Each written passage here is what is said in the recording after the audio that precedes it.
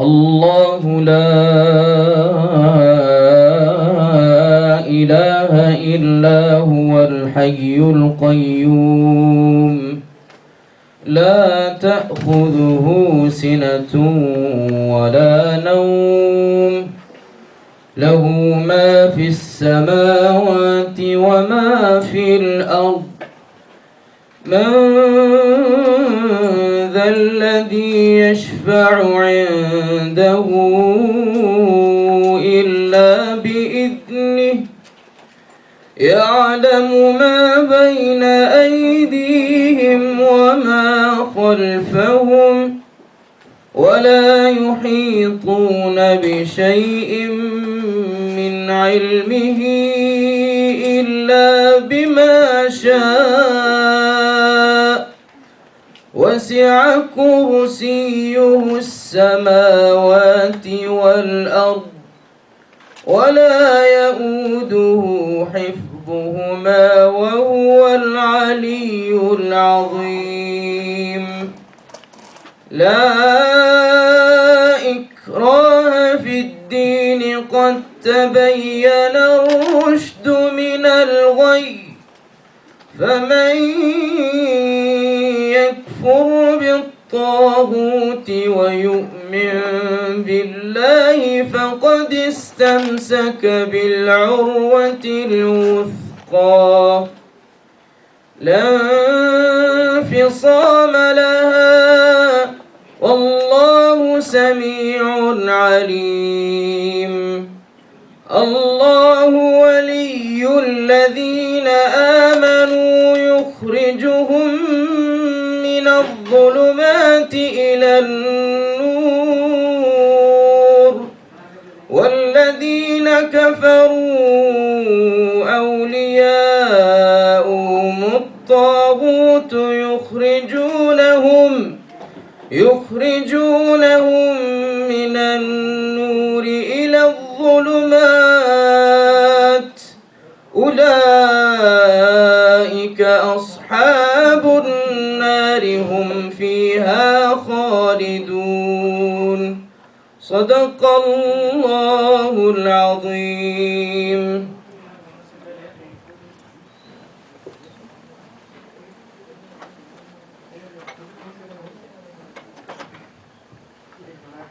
Jazakallah, Brother Hamidullah. My name is Sikandar Khan. I'm the Vice President of the British Columbia Muslim Association, responsible for the portfolio, media, public relations and communications. Before we begin with the formal side of the program, I would like to share with you the information with regards to the program. Inshallah, after me will be the chairman of Surrey Delta branch, Brother Asad Kondal, who will be doing the welcoming of every one of you to this program, and followed by a short talk on the importance of this occasion by our Imam, Hafiz Muhammad Rafiq Patel, inshallah. And then we are hoping to have the MLA sister. She's not here? Okay. So inshallah, then we are expecting the chief guest to speak to us, inshallah.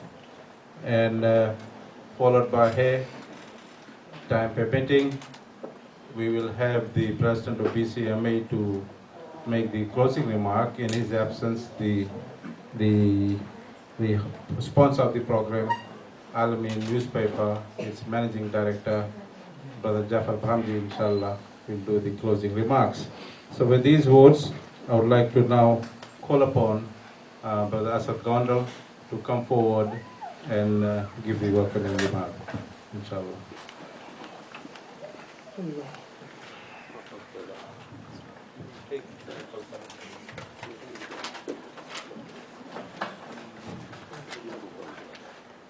Bismillahirrahmanirrahim. Wassalatu wassalamu ala rasulihil kareem. My respected brothers, elders and sisters, as many of you know, today's program is in the light of horrific event that took place in India. 8 years old Asifa Bano brutally raped and then murdered in Indian-controlled Jammu and Kashmir. This is such tragic event, and our thoughts and prayers go out to the family of the Asifa.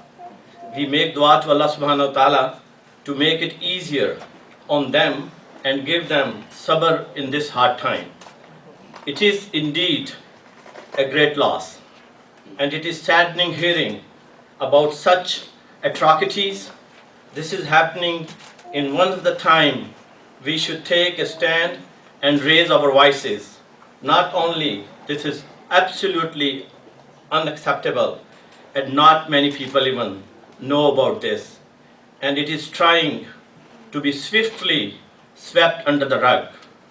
The Indian government did nothing but remain silent on this matter, and no justice was attainable in the matter of the 8 years old Asifa.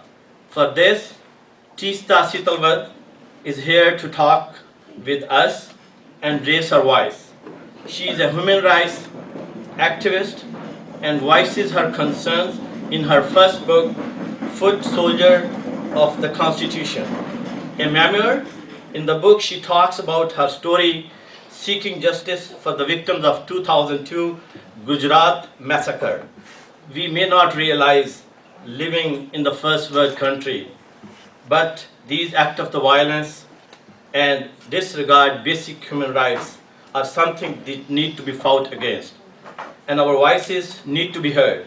Murder is one of the major sins, but that does not matter for who can easily take a life. Not only in the Islam, but in all the religions, murder is a major sin. Abu Hurairah radiyallahu ta'ala anhu narrates that Prophet sallallahu alaihi wasallam said, "By the one in whose hand is my life, a time will surely come to people in which the killer does not know why he has been killed. And the one who has been killed, he would not know that why he had been killed." This is the Muslim to 2908. That's the hadith number. Setalvad states 80% of the media is controlled by those with either political interest, mining interest, or corporate interest, who are also members of the parliaments. There is a complete stranglehold on democracy. 2/3 of the parliamentarians are the television channels owners. That obviously not a new media, rather not a free media. We here at the BCMA highly condemn this horrendous act of violence, and we all make dua for getting justice. And when the time comes, when the turn of the sister Teesta Setalvad come, I would ask you to welcome her, and definitely she will shed some light on the matter, and she will share some of the words with all of you. And because you are guests here, I welcome all of you, and I thank all of you to being here and share your time with us. And inshallah, after the program finish, we have a light refreshment for you. And on my left side, we have the toilets if somebody need to go, and also we have one facility for the sister as well. And hopefully you will be having a pleasure time here. And once again, I thank all of you to being here. Jazakumullah khair.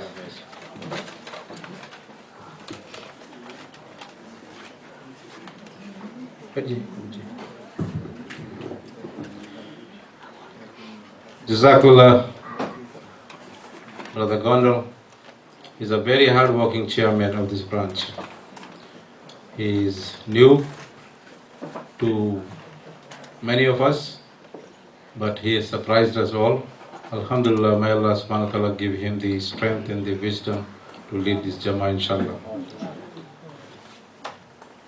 The next speaker, inshallah, is Brother Rafiq Patel, who needs no introduction. He is our Imam here, volunteer Imam here. And Brother Rafiq, inshallah, will speak on the meaningful implications of this very purpose that we are here, inshallah. السلام عليكم ورحمة الله وبركاته. الحمد لله نحمده ونستعينه ونستغفره. أما بعد يا أيها الناس إنا خلقناكم من ذكر وأنثى وجعلناكم شعوبا وقبائل لتعارفوا إن أكرمكم عند الله يتقاكم إن الله عليم خبير. Respected brothers, elders, sisters, our respected guests, our chairman, vice chairman, our local chairman. You are all welcome and thank you for attending this program. As you know, and you probably heard from all the channels, all medias, it's unfortunate we had to gather for this cause in this day and age. Such a brutal and barbaric act is beyond our comprehension. But here our speaker will speak a lot more about it. The ayah I recited from Quran, Allah subhanahu wa ta'ala addresses the mankind, not just Muslims, mankind, and He says, we created you from a male and a female. And then we've also created or put you amongst tribes and nations so that you know one another, not for other differences. That's the Quran and guidance from Quran and Sunnah. And there are many hadiths and Quranic ayats which will show importance of justice to humanity. Entire humanity deserves the justice. Now, without further ado, we'll let our speaker speak on this issue, and she will shed a lot more light on the incident that happened in India and what is happening after the fact, what is happening in terms of actions by our government. And let's hear from her, inshallah.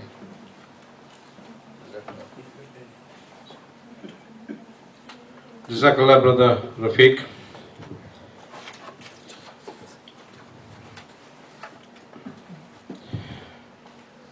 Inshallah, this is an occasion that we have to rise and answer the call that is being made to us. What has happened in Kashmir, in India, to our baby Sister Asifa is not for India's problem. It is not for the people of India to react. It is a call made to the entire humanity. This barbaric act, this heinous act, this despicable act perpetrated by these individuals cannot go unanswered. Asifa is not alone. We have 1.6 billion Muslims in the world, and there are close to 1 billion population of India that is making this call. The leadership may have some agenda that we probably don't know. There is politics attached to it. There is all kinds of situations that is beyond insanity, beyond our call.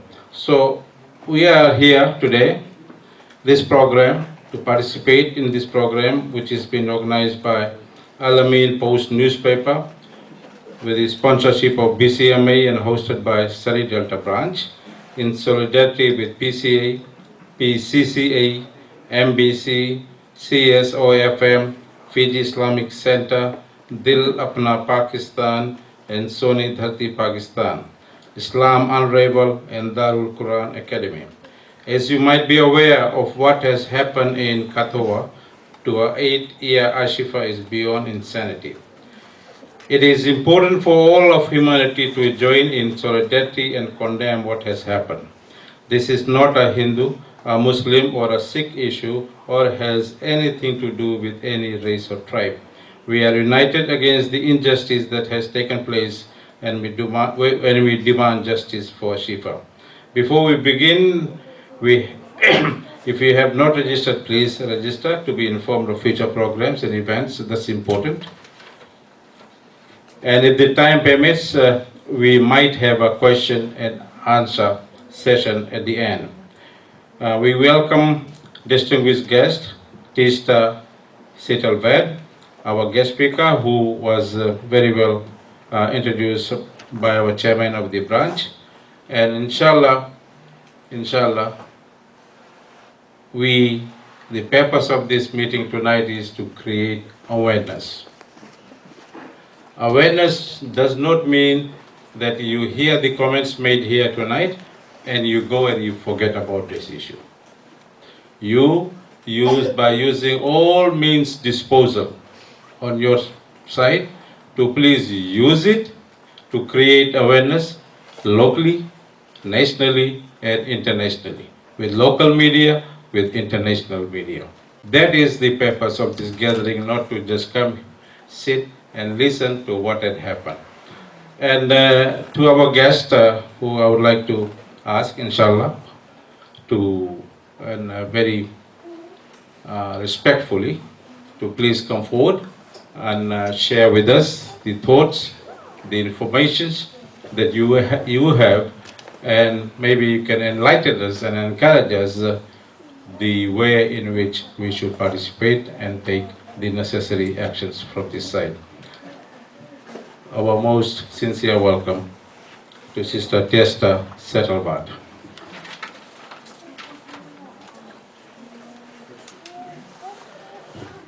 Assalamu alaikum. Chairman sir, Vice Chairman sir, and the sisters and brothers present. We are indeed meeting at a very, very difficult moment. It is difficult to speak about bigotry without speaking about hate. And it is difficult to speak about both without a thought and an ideology that drives this kind of hatred.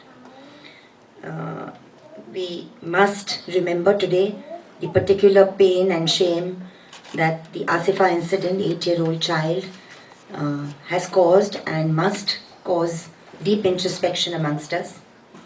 I'd like to just point out a few issues that have been raised by this horrific incident.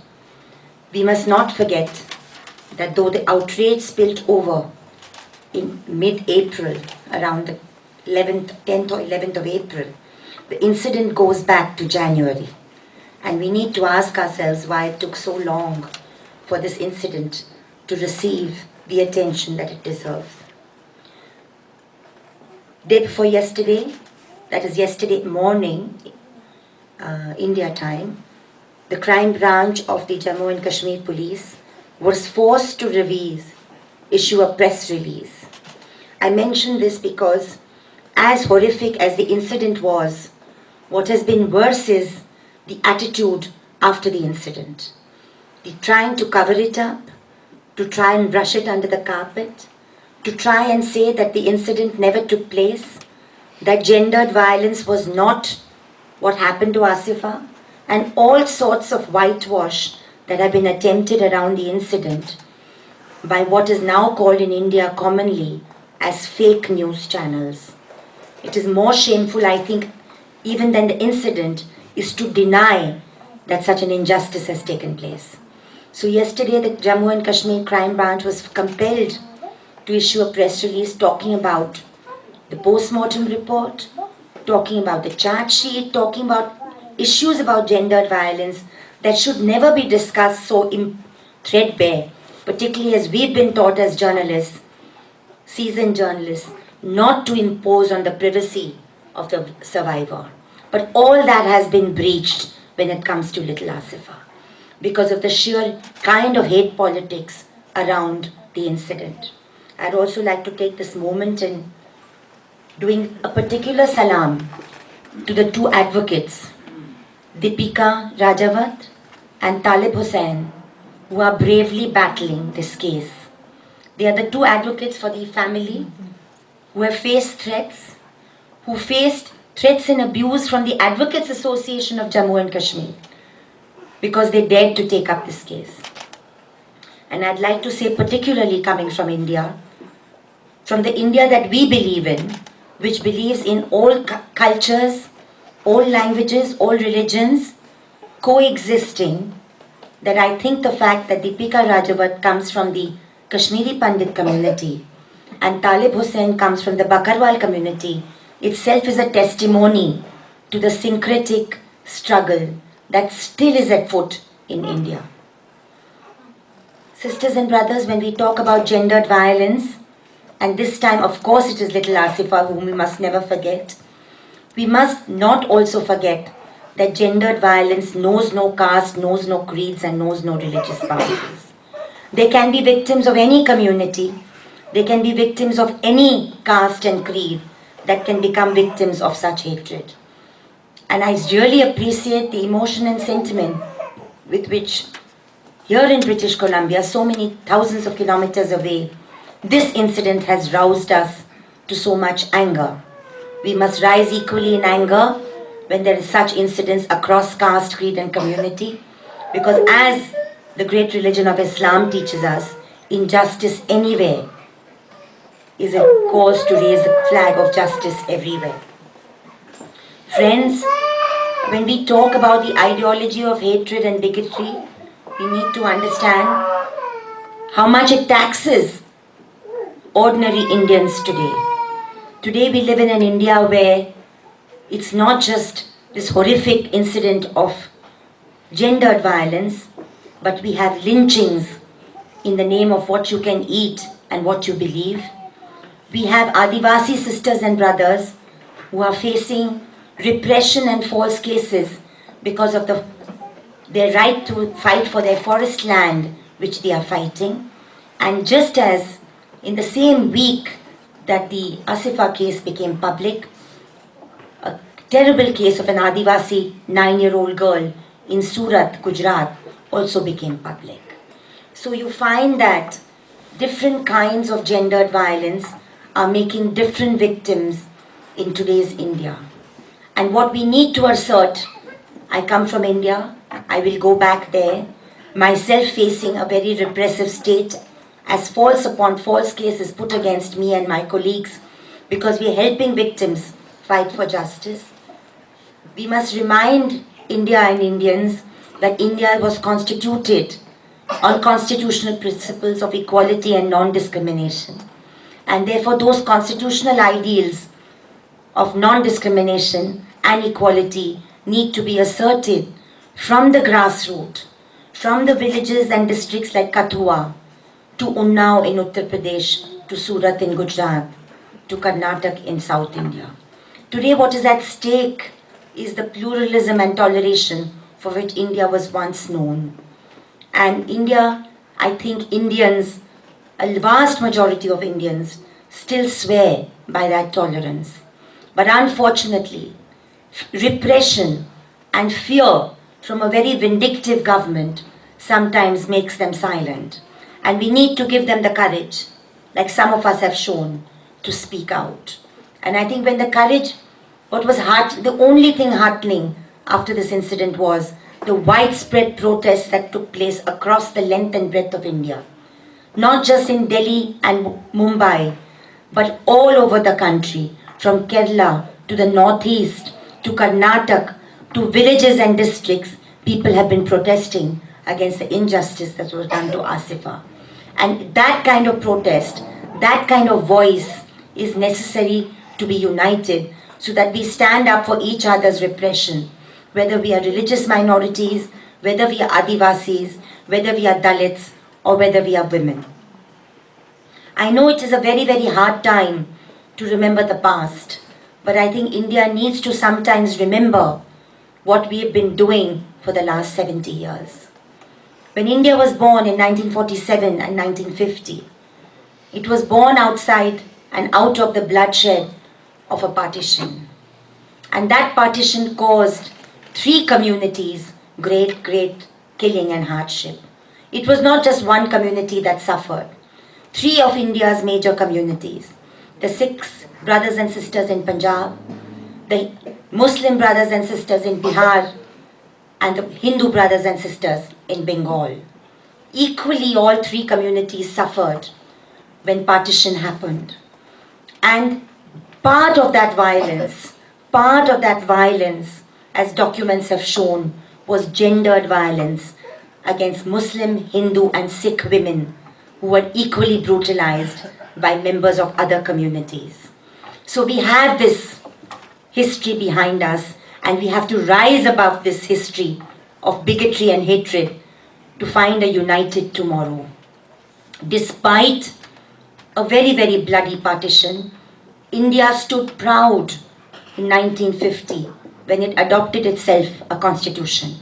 It told itself to be a republic based on equal citizenship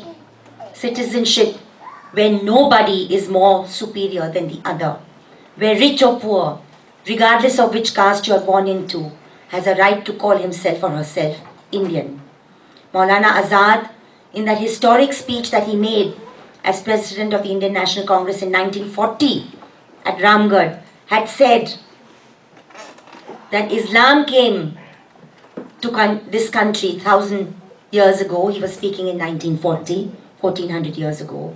Before that, Christianity came, and therefore whether it is Islam, Muslims, Christianity or Christians, each one has an equal right to call himself or herself an Indian, as do Hindus and Adivasi brothers and sisters. It is this basic equality and non-discrimination that is being challenged today in India, as a kind of hatred and violence is being allowed to rule the streets, and the rule of law is a shameful victim. The life of dignity is a shameful victim. So we need to assert in our fight for justice for young Asifa. Today there is a plea that is pending in the Supreme Court of India, talking about this case again. Her family has approached the Supreme Court asking for a transfer of this case away from Jammu to Chandigarh, so that more justice is likely to be done. We are hoping that this plea for transfer will enable an easier course for justice. I'd like to share here that my group, Citizens for Justice and Peace, fought 68 cases valiantly, and we are still fighting related to the 2002 carnage in Gujarat. We got the Best Bakery case transferred out of Gujarat to Mumbai. We fought many cases, including the Gulberg case, the Naroda Patia case, which judgment just came out day before yesterday, when one powerful person was acquitted, but other powerful people remained convicted. We will continue to appeal those cases, even though the conditions are very, very adverse, and we face threats to our lives.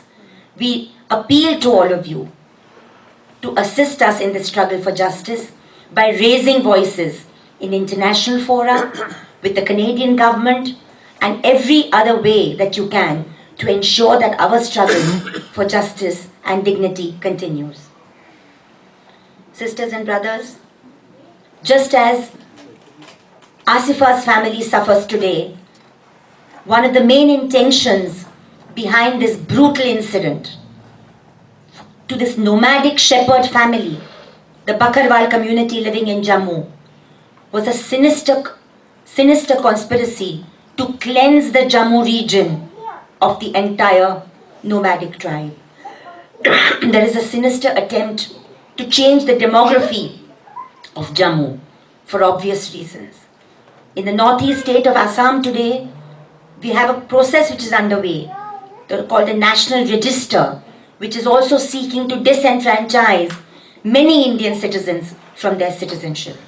So there are processes underway within an Indian democratic setup that are trying to disenfranchise many sections of Indians, unfortunately based on their caste and their community. Hence, while we remember Asifa, while we pray for her, and while we demand that justice is given to our family, we must also remember the other issues that are being let loose in India to create a climate of fear, create a climate of intimidation, and to actually stifle political opposition and dissent. Will we overcome this dark moment in India's history? Only time will tell. But it will only happen if courage and fearlessness guides us and not compromise. We cannot compromise with the forces of death and darkness. We cannot compromise with the forces of hatred and bigotry. and we need to assert India's constitutional values in which Dr. Babasaheb Ambedkar so fundamentally believed. India's constitution-making process was a process in which every caste and community participated. And the fact that despite the trauma of partition, India swore itself to become a secular democratic republic is very, very crucial to remember today. The fact that it is that toleration and that constitution that is being attacked day after day as attacks like Asifa happen is also something that we need to remind ourselves. Even as our minority sisters and brothers suffer these acts of hate and vengeance, our Adivasi sisters and brothers in Chhattisgarh and Jharkhand are also, multiple rapes have taken place on sisters in Chhattisgarh. My brave friend Soni Sori, who's a tribal woman activist, has been battling the injustices of Chhattisgarhi women living in Chhattisgarh. So we need to remember that injustices are happening among many sections of the marginalized and voiceless within Indian society. And we need to understand that India needs to remain secular, India needs to remain a republic, and India needs to remain a democracy if South Asia needs to remain peaceful. Because India and Pakistan today are deeply nuclearized nations, and the fear of a nuclear war is never far away. So we need to remember that India must remain stable, secular and peaceful so that its neighbors also are reassured about the conditions of all its citizens. India cannot degenerate into hate-mongering as we seem to have become. My organization, and I invite you to visit the website cjp.org.in, apprises citizens about human rights issues, about the lack of dignity, about the assault on the voiceless. And every day we bring videos and stories from across the length and breadth of India. We invite you to visit this website and to share the information that you find there. Another news portal which I co-edit is sabrangindia.in, and I invite you to visit that as well. For 23 years we published a magazine called Communalism Combat in print. In November 2015, we went onto an online portal because it is much easier to get online than to be printing in hard copy. Communalism combats issues on the Gujarat genocidal carnage, on the saffronization of Rajasthan and Madhya Pradesh, on even minority communalism were widely appreciated. So I invite you to look at some of those past issues on our archives on sabrang.com. I'm happy to share any more details on the Asifa case with you, but so far I can tell you that the charge sheet and the post-mortem report of the Asifa case brings shame and actually reveals a deep-rooted conspiracy to frighten this family, to terrorize this family into moving out of the Jammu region. Asifa had been adopted by her parents, by her mama and mommy, because they had lost, two cousins had been lost in an accident.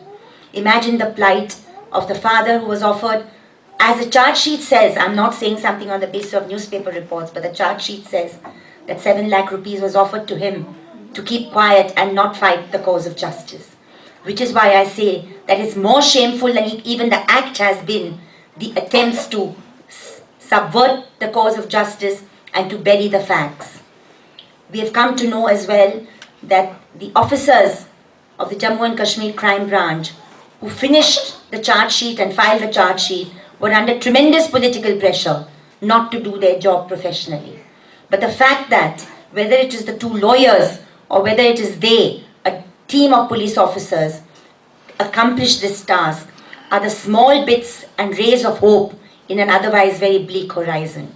I mention these particularly because unless we mention the positive signs and the signs of hope, we will not be able to see whether justice will ever be done.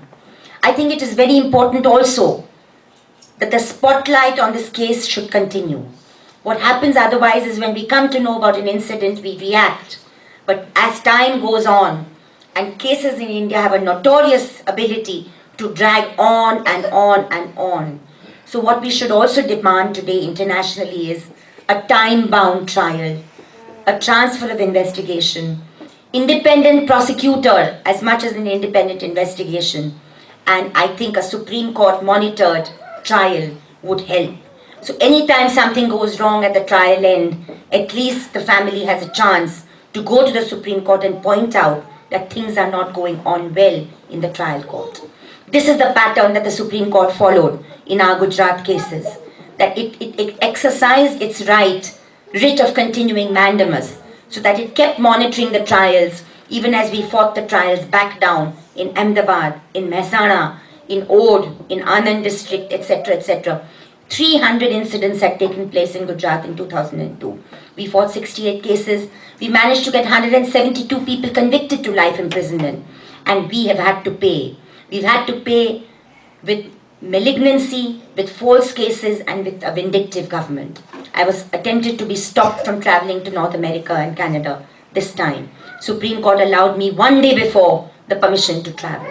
So there is no limit to which a vindictive regime goes to prevent those who are committed to the cause of justice. And therefore, we must strengthen Asifa's family's struggle for justice by looking at the issues involved. A time-bound trial, a transfer of investigation out of Jammu, independent prosecution, and monitoring of the trial constantly by the Supreme Court.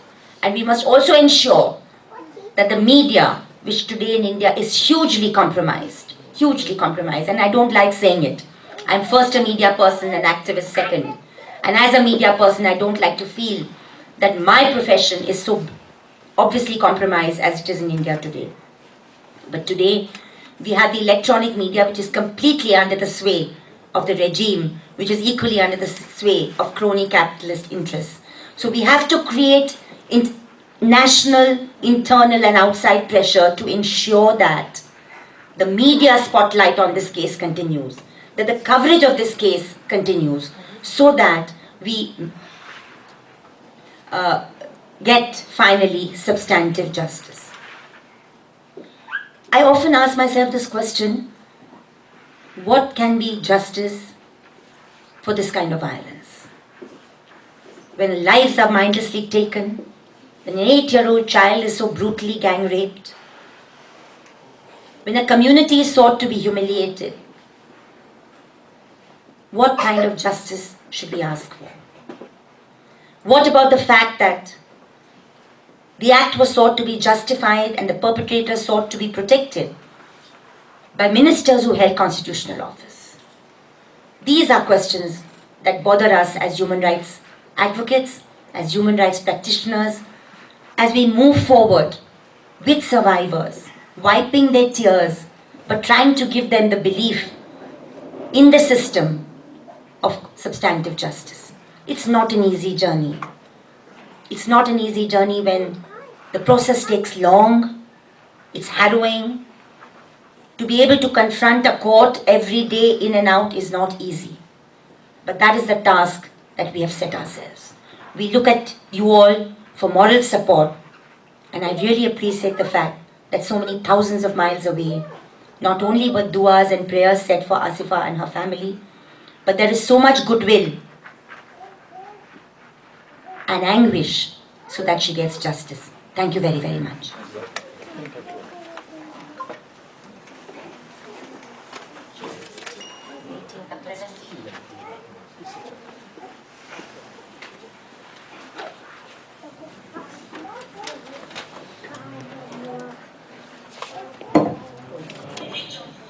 Salatul Maghrib is at 8:20, and we have few minutes in case somebody have an important question. You may come forward.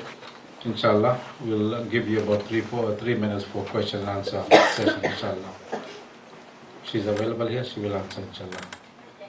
Hi, my name is Bilal. Just a question that what are the chances of this case being transferred to CBI?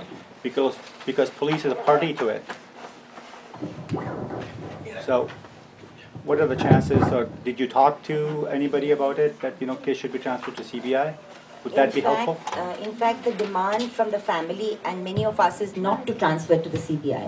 Okay. Because the CBI is not necessarily the most independent organization either. And we know that the CBI cases also are directly under the central government. So the fact that the Jammu and Kashmir Crime Branch has wrapped this case up very well, it's a decent charge sheet, and they've actually even indicted one of their police officers who was, like you said, found this thing. The best chances are that they continue with the same team. Thank you. One more question. Sisters, any question? No? No more questions?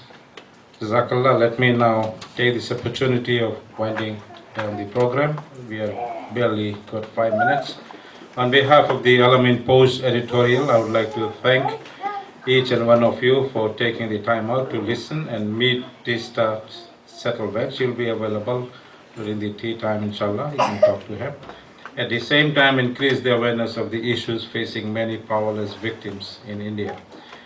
Teesta is among the very few individuals that do not only speak out against aggression, but also she strives through her organization to ensure justice is served and the culprits are put behind bars.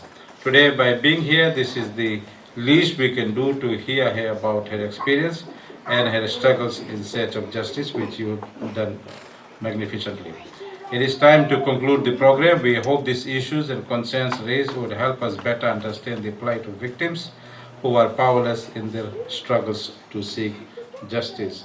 This program, inshallah, will continue. She will be speaking to a bigger audience tomorrow to outreach on Monday at 6:30 at Riverside Banquet Hall, and there is a admission fee of $20, and please for the dinner only. and that is to cover the dinner only. And inshallah, contact Brother Jafar for the tickets and be there in big numbers, inshallah. And she could speak more elaboratively Monday night, so that we can use more time for question and answer and to know the issues on hand properly. So with these words, I would like to now call upon Brother Jafar.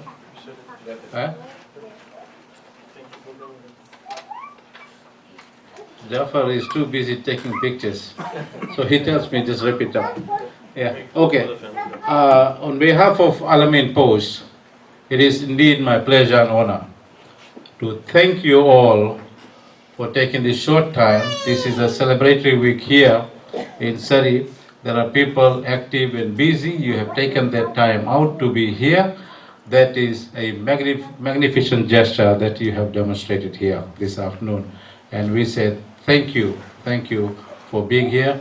May Allah give you energy and the strength to not only attend these kind of lectures, but to take active part in what's happening in the world, and more particularly the Islamic world. Jazakallah khair.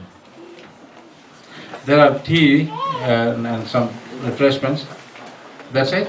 Yeah, inshallah. So please partake before you leave.